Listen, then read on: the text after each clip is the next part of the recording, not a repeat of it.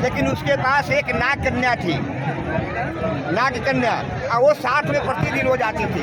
एक समय की बात है कि वहाँ जंगल जब पहुँचा तो नाग कन्या को एक जगह ठहरा दिया और कहा, इस बेटी तुम बैठो, थोड़ा सा मैं सफ़र करके आ रहा हूँ। तो क्या देखा उस कन्या ने, इतना बड़ा घास का ढेरी लगा हुआ था, तो उस कन्या ने सब घास को ऐसे नोचने लगा।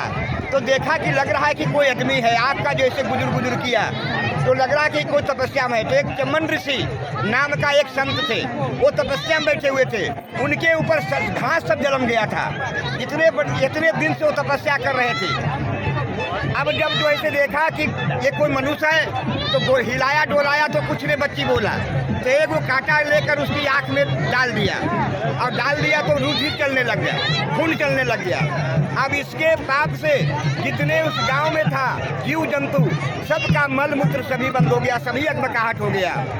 अब राजा जब घूम के आता है तो बेटी देखा, बेटी कही इसके पिताजी ये जो है से देखिए हमसे बहुत बड़ा एक पाप हो गया।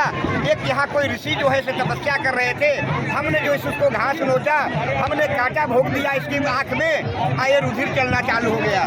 इसके एक बार से जब गाँव में आता है तो सभी हलबली मच गया। अब जो ऐसे ब्राह्मण के बुलाया गया कि इसका निग्रह क्या होगा।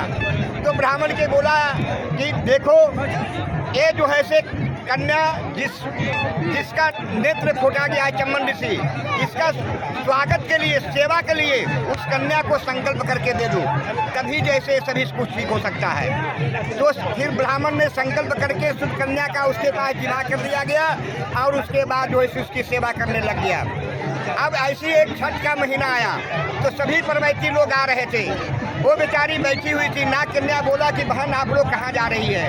कहीं ना सूर्य नारायण भगवान की रवि खष्टी व्रत कथा होता है, ये जो ऐसे हम लोग कहकर जो ऐसे सूर्य भगवान की अर्घ्य देते हैं, इसलिए मैं वहाँ जा रहा हूँ। कहीं इसके करने से क्या होता है, तो बताया कि इसके करने से हमारा धन पुत्र लक्ष्मी सभी प्राप्त होता है, ऐसा बताया। तो कहीं कि अब तो इन साल खत्म हो गया, अगले साल जो है मैं जो इससे करूँगा।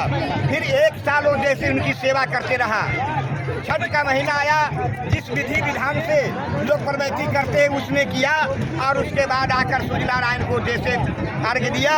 सूर्य नारायण ने चमकते हुए इसके दरवाजे पर आया, कहीं बेटी तुमने वर मांगो। कहीं कि प्रभु हमसे बहुत बड़ी भूल हो गई, इस भूल का जो है हमारा माफ करें, और जो है इस भूल का जो है हमको आशीर्वादित करें आप। कहीं जाओ, तुमने अपने गलती का जब पछतावा किया है तो हमारी जब आराधना किया है तो तुम्हारा सभी पाप कट गया। और ये जो चमन ऋषि है वो जितने रूप का 15-16 साल के जो कन्या थी, वो 15-16 साल का वो ऋषि ने फिर जो है नवयुवक हो गई। फिर सूर्य नारायण के कृपा से दोनों को मिलन कराकर फिर ये अपने अपने धाम गया। प्रेम से बोलिए सूर्य नारायण भगवान की जय। वहीं चढ़ा दीजिए, हाथ जोड़कर प्रणाम कर लीजिए। ओम अर्हिणम क्रियाहीनम विधीनम जनार्दनम पापनाशी पापम कायमाम इंद्रियाचा सर पापो हरम।